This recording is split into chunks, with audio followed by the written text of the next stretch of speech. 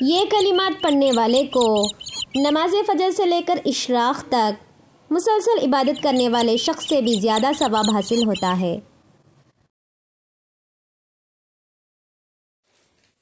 سبحان اللہ و بحمدہ عدد خلقہ و رضا نفسہ و زینت عرشہ و مداد کلماتہ۔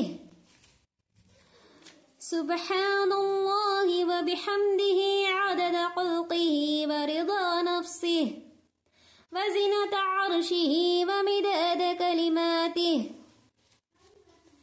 سبحان اللہ و بحمدہ عدد خلقہ و رضا نفسہ و زینت عرشہ و مداد کلماتہ۔